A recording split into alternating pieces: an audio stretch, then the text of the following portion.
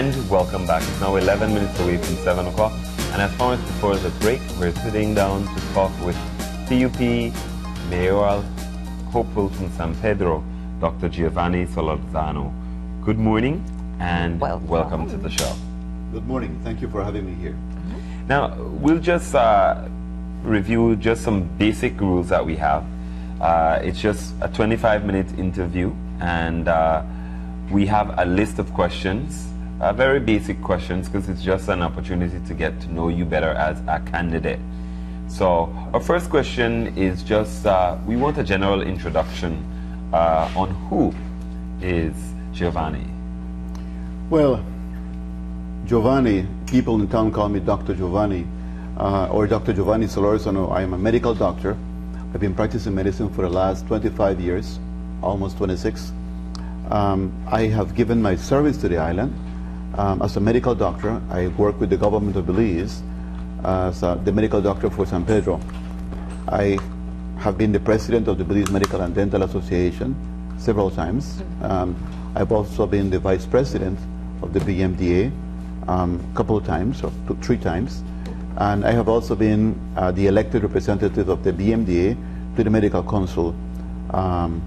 So I have been in various positions, and I love what I do, and I want to serve my island of San Pedro. Now, what prompted you to enter politics? Well, you know, it's a long story, but basically, when you work in an island and you have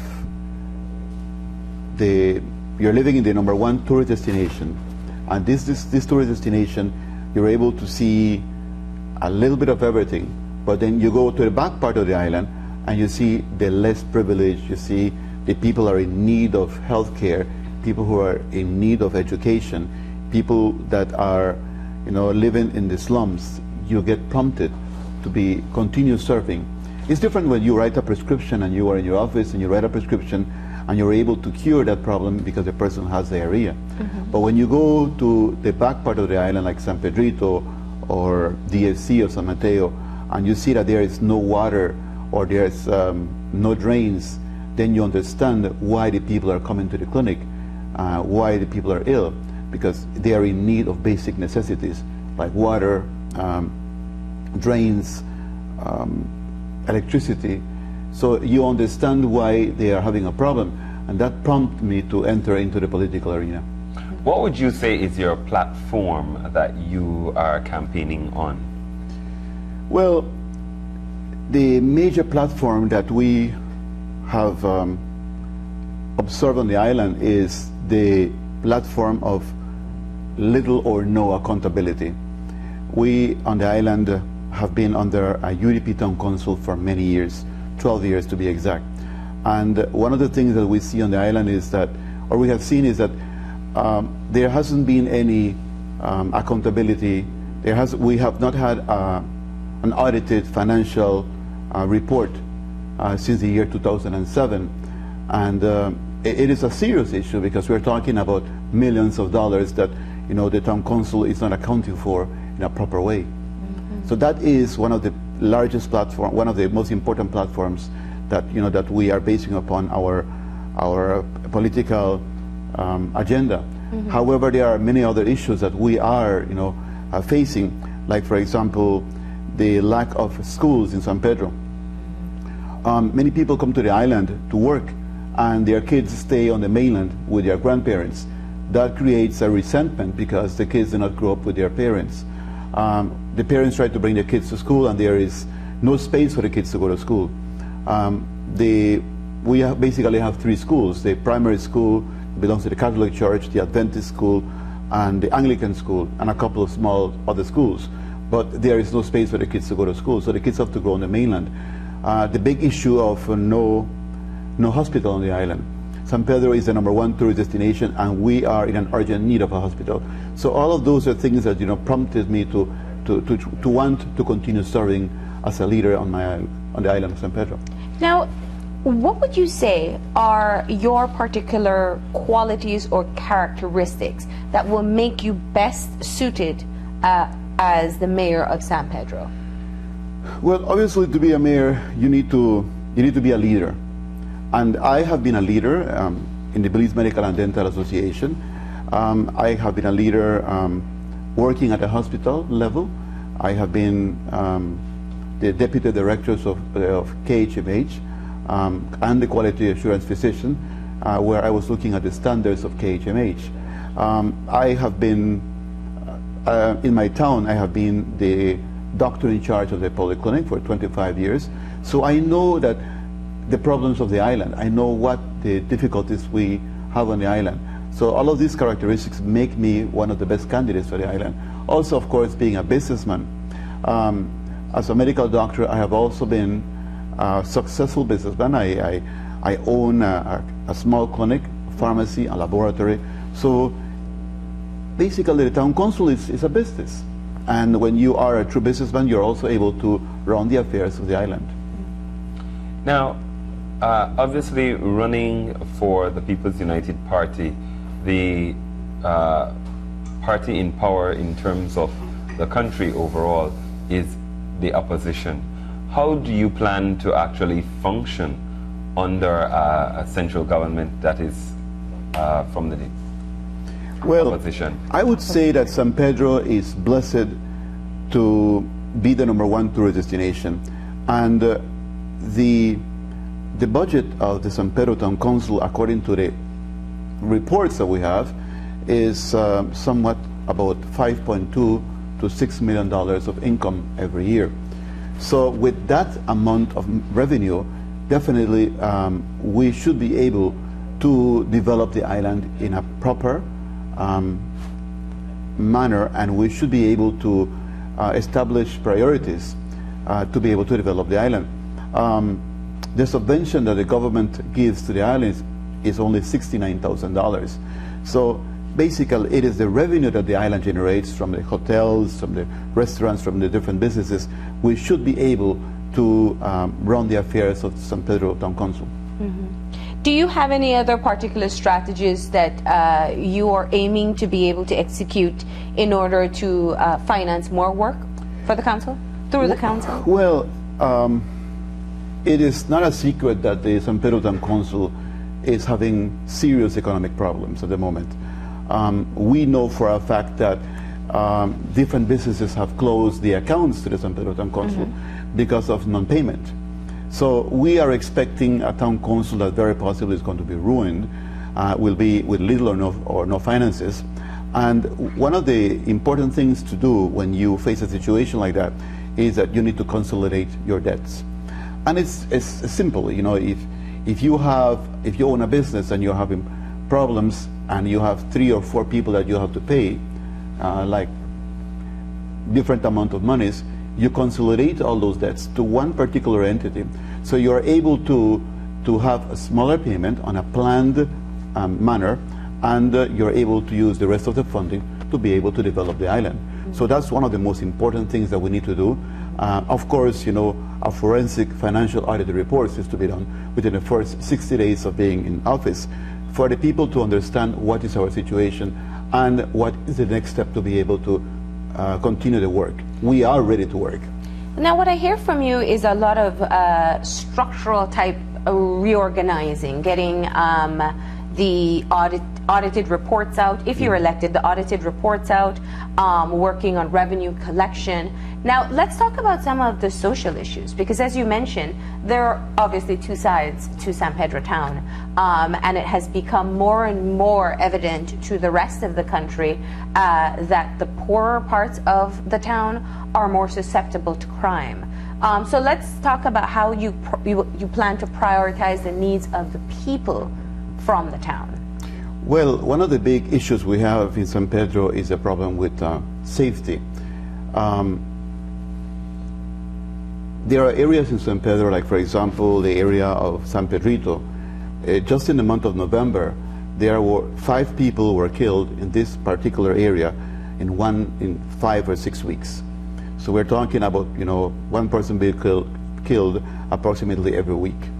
This is a serious matter, because being San Pedro the #1 tourist destination, we need to sell the island. And if we are selling this type of publicity to the rest of the world, this is counterproductive.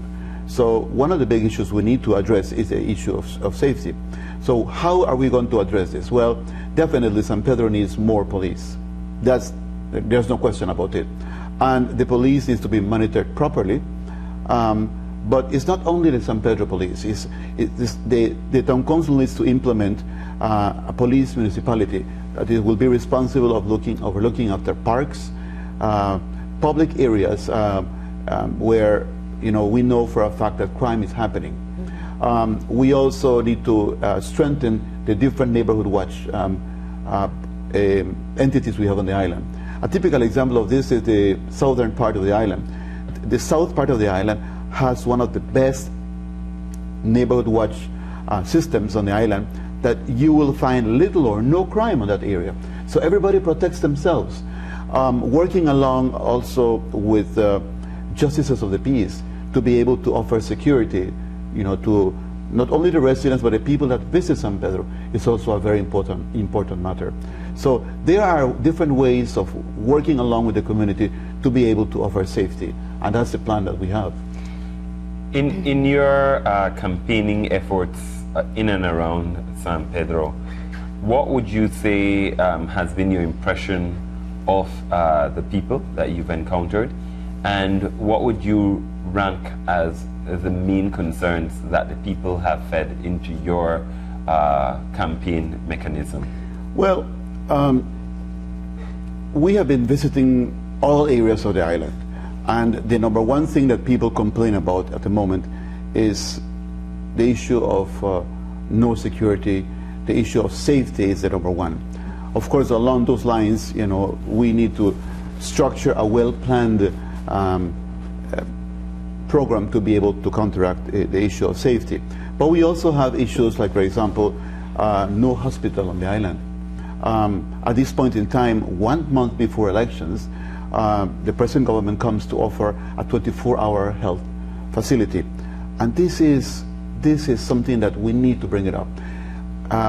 They are offering the people a false sense of security, because it is not true. You cannot offer a 24-hour hospital or 24-hour health care when you only have one pharmacist, one lab technician, 3 or 4 doctors, and 6 or 8 nurses. It's impossible, because people get sick, and you need to be able to offer that. If you do have a medical emergency, and you have, for example, an issue of appendicitis, for instance, you still need to have that $8,000 to be able to charter a plane. So the package of services is not defined. And so one of the big issues that we have on the island is that they are telling people, or they are giving people the impression that there is security with regards to health. And that is a false sense of security. It needs to be clarified what is the package of services. So the package of services of 24-hour health care does not include pregnant mothers who are about to deliver, does not include mothers who might be having problems with their pregnancy, who might have bleeding, for example, does not include a child who might have appendicitis, or a child who might have a pneumonia that needs to be evacuated to Belize City. So that is something that needs to be brought up to the attention of everybody. We need more than just trying to tell the people we're offering this. We need to clarify what is the package of services that is being delivered. Now, the other issue that is very closely tied to the issue of security has been the effects of the drug trade on the island as well. And it is something that I think in all areas in the country that people are struggling with. Have you found that to be a concern of residents as well? Yes, it is a concern of all the residents of San Pedro. We know for a fact that there's a group of people that walk along the seaside to try to pick up packages that come from the ocean, either because they are coming from some boat or some ship or somebody who throws packages into the ocean. And there is a fight for those packages. And if we have the drug on the island, it needs to be addressed. So we do not have enough elements on the island to be able to prevent people from picking up those packages and giving it to the people of San Pedro. When you go, it is sad that when you go, for example, to the Central Park, or when you want to take a water taxi to go up the island, people are there on the street offering you drugs. That is very sad, because we do not want to promote that on the island. We need to offer the people who visit the island, you know, a sense of security, true security. We need to offer a sense of cleanliness, which is not being offered at the moment. This needs to be addressed. Now, we're having some file footage that shows some of the more poor and depressed areas in San Pedro. And you look at it and you have what has been termed almost affectionately in Belize London bridges. We see a lot of landfill being actual trash. And as a doctor, the health concerns that you mentioned earlier about simple things like maybe diarrhea being an offshoot of that. What has been your sense in talking to people about the actual infrastructure? And is that something that you've looked at as a team, at what would be perhaps a strategy to deal with those deprived areas? The best strategy is to try to educate the community how to go about doing the proper disposal of garbage. At the moment, nothing is being done.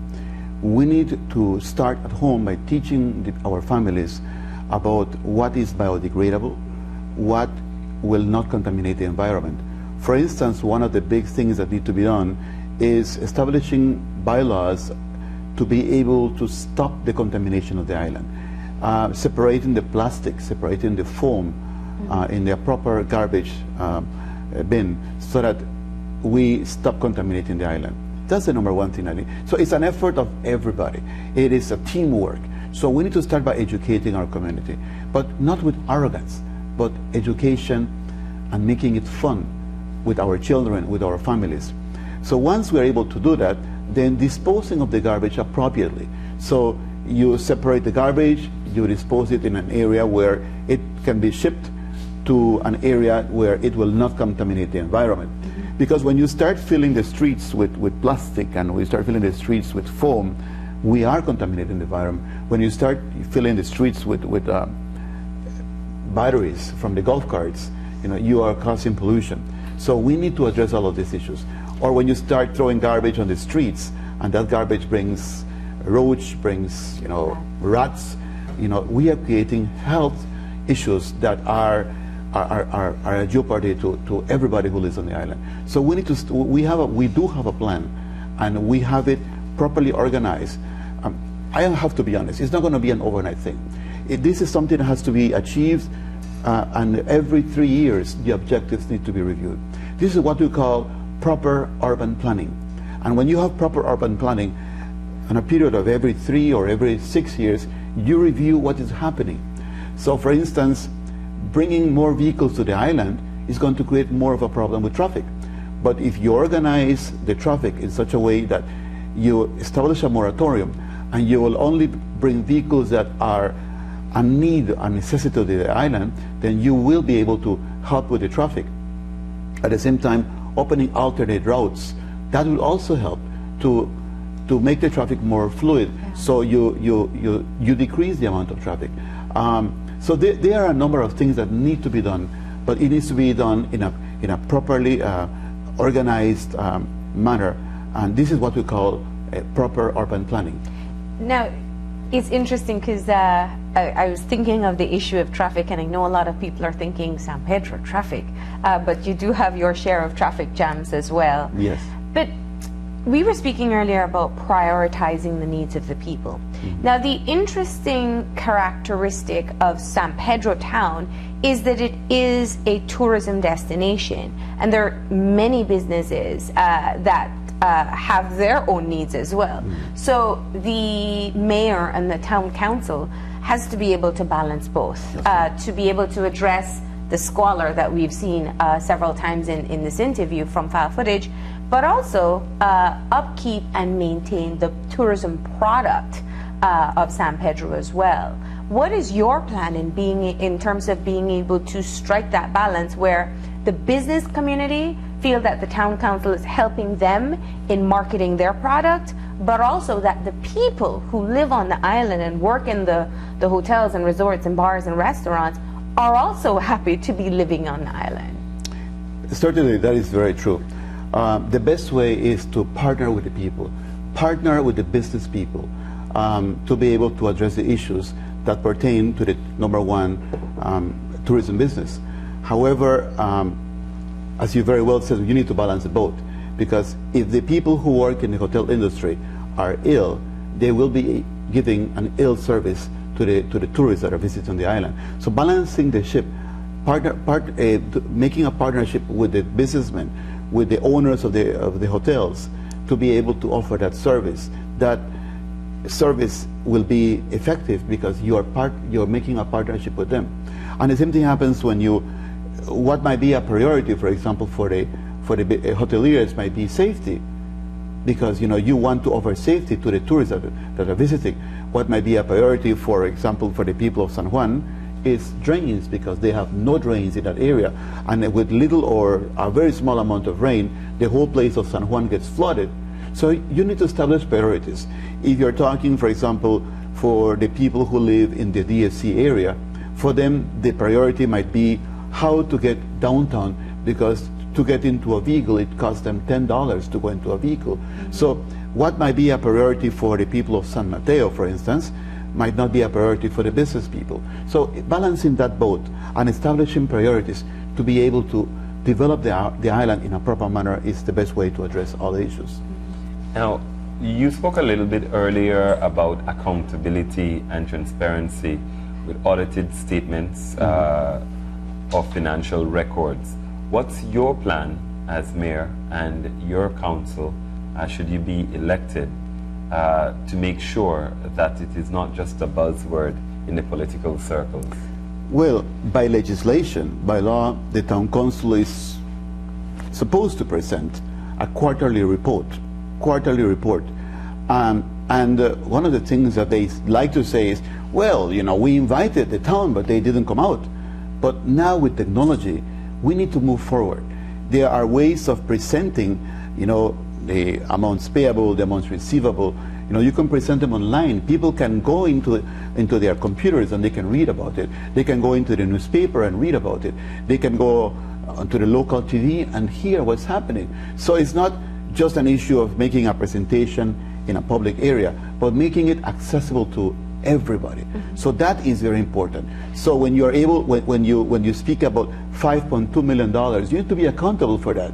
You need to say, because when they say that they are spending, for example, more than $500,000 in miscellaneous expenses, I mean, that's way out of order. Or when they say that they are spending $100,000 for traveling expenses, that's way out of order. I mean, so these are things that need to be addressed. So, and they come to tell us this 3 years later, 6 months before the elections, and only because we have been pressuring them. Or when they say, oh, we have built schools, and then we find out that the money to build a classroom was donated by Canary Coves. Or when they say, oh, we have fixed a park. Yes, but that was also given by another entity, by Canary Coves. Or when they say, oh, well, we bought a truck, and we very well know that the truck to pick up the garbage was donated by Taiwan. Or when the polyclinic says, well, we have an ambulance. Well, really, the ambulance was donated by Dubai. So we need to be accountable for what we have and separate what is donated, because we also have to be accountable for what is donated to the island. And the same thing happens when you look at vehicles. Yes, we have 8 golf carts, but they were donated. And then you see the same golf carts that were donated now being sold by them 1 month before the elections. We have evidence. It's on the TV. These vehicles have been sold 1 month before the elections to the councillors who are not running again. We have the evidence. It's there. So it's not something that I'm making up. It's there. The evidence is right there. Now, in your campaigns, obviously, most politicians like to believe that they're welcomed into everybody's home and everybody's happy with them. But the truth is, you do get your share of criticisms as well. What would you say has been the greatest criticism or the most frequent criticism that has been hurled against you? And what would you say that you would do to change that perception? Well, I will be honest. The greatest criticism that I have had is that I was not born in Belize. I was born in Guatemala. And it seems as if that is a mortal sin. And honestly, I would like to say something very important with particular to that. I think that, as we say in Spanish, el sanpedrano no nace, el sanpedrano se hace. What I mean to say is, I came to the island 25 years ago when I attended primary school in Benque Viejo. I went to high school in San Ignacio. I did SJC in Belize City. I went to study medicine. I came back from medical school, and when I came back, I didn't have Belizean documents. So I went to the Right Honorable George Kittle Price for an interview, and he said to me, "Good doctor, why do you want to become a Belizean?" And I said, "Well, I want to become a Belizean because I love my food. I love my rice and beans, my Creole bread." "Good doctor, why do you want to become a Belizean?" Same question. Second time. "Well, you know, I like my Creole girl. I want to marry to a Belizean gal." "Good doctor, why do you want to become a Belizean?" And I said, "Well, I want to become a Belizean." And I said, "It's the third time. I have to come up with a good answer." So I said, "Well, I want to become a Belizean because I went to primary school in Benque Viejo, I went to high school in Cayo, I went to Guatemala, studied medicine, and I decided to come back because I want to serve." "Bingo," he said. "You have a true Belizean identity. You know what it takes to be a Belizean. You love your food, you love your culture, and you want to serve. Welcome back, Dr. Giovanni." So I became a Belizean national on August the 15th, 1991. But I'm a Belizean at heart. I have lived here. I'm married to a San Pedrano. My wife is from San Pedro. I have my 2 Belizean kids, and I have served my country for the last 25 years. So my message to the people is, the People's United Party have opened their arms and embraced me to come and serve my country. And I'm proud to be a Belizean, and I want to continue serving. What are your final thoughts that you'd like to share with especially the voters in San Pedro? Well, one of the important things to mention to the 963 people who are registered to vote in San Pedro, who do not live in San Pedro, if they pay the plane for you, take it. They will give you money to come and vote, take it.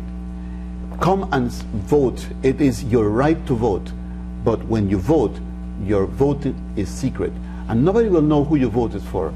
Make a change. Important. Because even though you might not live in San Pedro is the one that generates the money, not only for San Pedro, but for many people in the country of Belize. So we have to understand that San Pedro is part of Belize. San Pedro is not the island of San Pedro or the Republic of San Pedro, like they like to say.